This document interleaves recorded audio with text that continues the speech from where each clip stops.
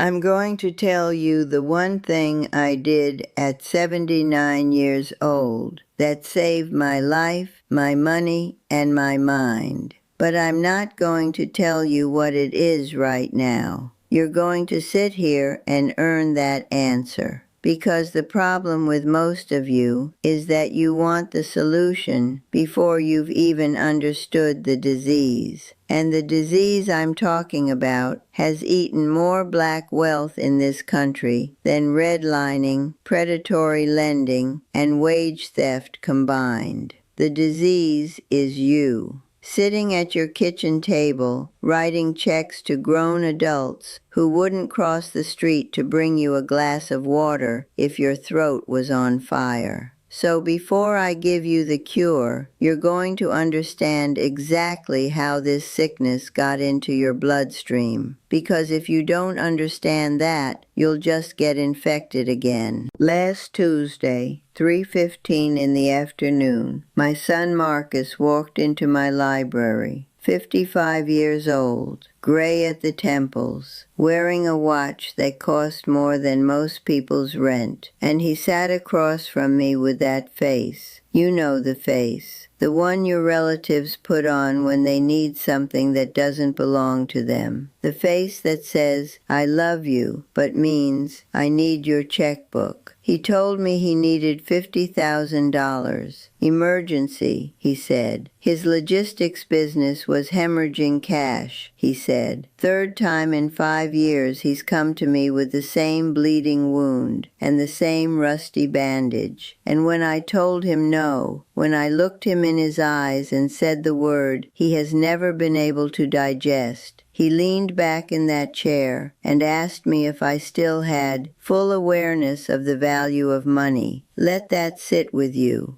My own son, the boy I nursed through fevers, the boy I put through college by cleaning office buildings at night while the system told me my black hands were only good for scrubbing other people's floors. That boy looked at me and questioned whether my mind still worked because I refused to bankroll his failure one more time. Now let me tell you something about Marcus that Marcus will never tell you about himself. His emergency was not an emergency. I know this because I've been watching money move my entire life. When you grow up black in America and you manage to build something from less than nothing, you develop a sixth sense for where dollars go when they leave your hands. You learn to read receipts the way other people read novels. And what I read in Marcus's life was not a business in crisis. It was a lifestyle on life support. His wife, Cynthia, lovely woman, smile like Sunday morning, had renovated their kitchen twice in 18 months. Their children were in private school, not because the public schools were failing, but because Cynthia needed the other mothers at drop-off to see her arriving in a certain kind of vehicle, wearing a certain kind of coat, living a certain kind of lie. Marcus didn't need $50,000 to save a business. He needed $50,000 to maintain an illusion. And the raw material for that illusion was my retirement account. Here's where most of you will make the mistake that will cost you everything. You'll hear this story and you'll think, well, that's her situation. My family is different. No, your family is not different. The names change, the amounts change, the excuses change, but the architecture of extraction is identical in every household where one person built the wealth and everyone else built expectations. You are not a bank. You were never designed to be a bank. A bank has loan officers, credit committees, collateral requirements, and legal protections. You have guilt. And guilt is the worst currency in the world because it only ever flows in one direction, out of your pocket and into someone else's comfort. But before I show you how I lock the vault for good, you need to understand the lie that the system has been feeding you since the day you were born with this skin. The lie goes like this. If you are black and you have money, you owe that money to your bloodline, not to yourself, not to your future, not to the body that earned it, to your bloodline. The system designed this lie with surgical precision. It knows that after 400 years of stolen labor, stolen land, and stolen lives, the moment a black family accumulates generational capital, the most efficient way to destroy it is not to take it through force anymore. That's too obvious, too ugly for the cameras. No, the most efficient way to destroy black wealth in the 21st century is to weaponize our own love against us, to make us believe that saying no to a relative is the same as betraying the race, to make us believe that financial boundaries are a white luxury that we cannot afford because we owe too much to the struggle. That is a lie engineered to keep you broke and keep your children dependent and keep the wheel turning exactly the way it was designed to turn 3 centuries ago. I figured this out too late and almost too early at the same time. Too late because by the time I ran the numbers, I had already given Marcus close to $300,000 over 20 years. 20 years of emergencies. 20 years of just this once. 20 years of watching my projection of financial independence shrink from 20 years of comfort to 8 years of survival. 8 years. Do you understand what that means? It means that if I had kept writing those checks, by 88 I would have been sitting in a state-funded facility where they change your sheets once a week and they look at you like you're already furniture. A black woman who spent 60 years building a fortress, reduced to a bed number in a system that never wanted her to have a fortress in the first place. That is what your generosity purchases when it has no walls around it. That is the retirement that your loans are building, not for your children, for you. Now Cynthia, my daughter-in-law, she's a different kind of predator. Marcus at least has the decency to feel shame when he asks. You can see it in his jaw, the way it tightens right before the number comes out of his mouth. But Cynthia operates with the calm efficiency of someone inventorying an estate before the owner is even cold. She knows what my jewelry is worth. She knows the market value of my properties. She once asked me, casually over Thanksgiving dinner, whether I had considered updating my will to reflect current family needs. Current family needs, as if my will is a living document that should adjust to her spending habits. Cynthia doesn't see me as a mother-in-law. She sees me as a balance sheet with a heartbeat, and she's waiting for the heartbeat to stop so the balance sheet becomes hers. If you have a Cynthia in your family, and most of you do, you need to understand that her kindness is an invoice. Every meal she cooks for you, every holiday she includes you in, every time she calls to check on you, she is servicing a debt she believes you owe her simply for being alive and having assets. If you are watching this right now and your blood pressure just went up because you recognize someone in your own life, I need you to type strength in the comments. Not for me. I don't need your validation. I need you to make a public declaration that you heard this. Because the moment you type that word, you've drawn a line in the sand that your subconscious will hold you to. Do it now. Stop scrolling and do it. Let me tell you about the day the bank almost stole my house. Day 7 of what I now call my financial reformation. Marcus denied the $50,000, did not retreat. He escalated. He went to my bank. He sat down with a man named Harrison, my account manager for 15 years, and he told Harrison that I wanted to take out a home equity line of credit using my property as collateral. He told Harrison I had forgotten to come in and sign the papers. He told Harrison that my memory was slipping. And Harrison, a man I had trusted with my financial life for over a decade, began processing the paperwork. He didn't call me. He didn't verify. He saw a well-dressed black man in a suit making a reasonable-sounding request, and he started moving my wealth toward the exit door. That is the system working exactly as designed.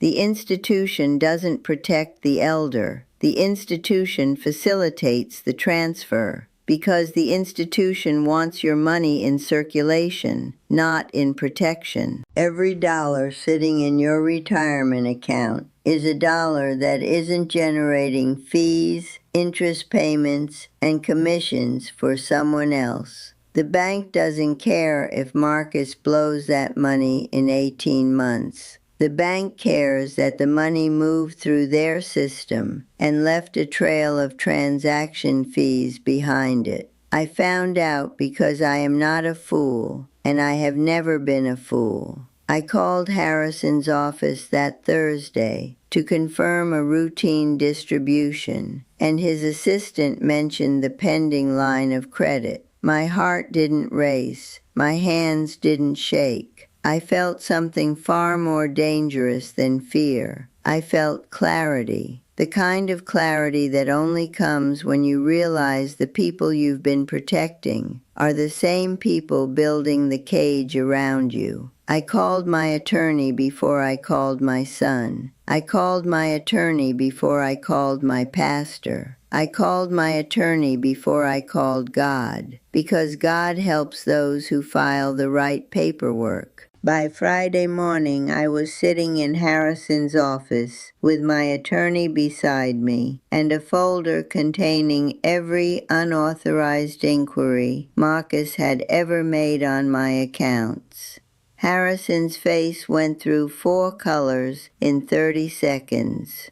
I revoked every third-party authorization. I closed every access point. I removed Marcus, Cynthia, and every other family member from any document that had my name and my money on the same page. Harrison tried to apologize. I didn't let him finish. Apologies are what people offer when they want you to forget what they did. I don't forget. I adapt. Now here is where the lesson becomes the weapon you can actually use. After I sealed every crack in my financial walls, I did the thing that I promised to tell you about at the beginning of this conversation, the master move. And it wasn't dramatic. It wasn't loud. It was ice cold and permanent. And it is the reason I will die in my own home, in my own bed, with my dignity wrapped around me like armor. I moved every liquid asset I had into a spendthrift irrevocable trust administered by an independent fiduciary firm that has never met my children, never shared a meal with my family, and has no emotional reason to say yes to anything that doesn't serve my survival. Legally, I no longer own that money. I am a beneficiary. The trust distributes funds for my care, my comfort, my medical needs, and my life, period. When Marcus comes to me now, and he still comes because old habits are parasites that resist every treatment, I don't say no. I say, the contract doesn't allow it. I removed myself from the equation. I am no longer the villain who refuses. I am not the cold mother who doesn't care. I am simply a woman whose assets are governed by a legal structure that is immune to guilt, tears, photographs of grandchildren, and the phrase, "but we're family." You need to hear this next part, because it's the part no one tells you. The day I signed that trust, Marcus didn't speak to me for 3 months. 3 months of silence from a man who used to call every week, though never just to ask how I was feeling. Cynthia sent me a letter, not a text, not a call, a letter, telling me I had betrayed the family legacy. She spelled legacy wrong but got the guilt right. And for about 2 weeks, in the quiet of my house, I wondered if I had made a mistake. That's the infection talking. That's the decades of conditioning whispering in your ear that you are only valuable when you are useful to someone else's financial survival. I sat with that voice. I let it say everything it needed to say, and then I buried it in the backyard next to every other lie that tried to kill me. 3 months later, Marcus called, not to ask for money, to tell me he had taken a salaried position at a freight company. 55 years old, walking into an office every morning with a badge and a time clock, and for the first time in his adult life, building something that didn't require my signature. Cynthia got a job in real estate. They downsized from a house they couldn't afford to a house they could. Their children didn't suffer. Their children learned what an honest household looks like. And none of it, not one single step of their transformation, would have happened if I had written that check. Let me tell you what happened to my body when I stopped being the bank. Within 4 months, my doctor told me my inflammation markers had dropped by 1/3. My blood pressure stabilized for the first time in 6 years. I sleep now, real sleep, the kind where your body actually repairs itself instead of running emergency drills all night because your subconscious knows the phone might ring at 2 in the morning with another crisis. The stress of being everyone's financial emergency room was aging me from the inside out. Every check I wrote was a withdrawal from my own life expectancy. I take my supplements. I move my body every morning. I guard my peace the way a general guards a border, with constant vigilance and zero tolerance for unauthorized crossings. This is the secret nobody wants you to know. Your retirement is not a family asset. It is a personal fortress. You built it brick by brick with hands that the system told you would never build anything. You earned it through decades of being underpaid, overlooked, underestimated, and overtaxed by a country that uses your labor like fuel and discards you like ash. That money is not an inheritance in advance. That money is the wall between you and a system that has a bed waiting for you in a facility where nobody knows your name and nobody cares how hard you fought to be here. Every dollar you give away to a grown adult who should be earning their own is a brick pulled out of that wall. And when enough bricks are gone, the wall falls, and you fall with it. And the people you sacrificed for will visit you on holidays if you're lucky, and forget your room number if you're not. Here is my final word, and I'm not going to soften it, because softness is what got you into this mess. If you are over 60 and you are still funding the lifestyles, mistakes, debts, or businesses of your adult children, you are not a good parent. You are a willing participant in your own destruction. Love does not require you to go broke. Love does not require you to choose between your child's comfort and your own survival. Love, real love, the kind that builds people instead of crippling them, sometimes sounds like the word no, delivered without apology and without explanation. I closed my bank at 79. I wish I had closed it at 59. I wish I had closed it the first time Marcus confused my savings account with his safety net. But I'm here now. My money is protected. My health is improving. My house is mine. My peace is mine. And for the first time in 30 years, my son is actually becoming a man. Not because I helped him, but because I finally stopped. Now you tell me, what was the last emergency you paid for that was never really an emergency? What was the last check you wrote that you knew in your gut was feeding a lifestyle and not saving a life? Comment below with the truth, or close your bank today before your own generosity puts you in a bed you can't get out of. The choice has always been yours. I just needed you to see that clearly.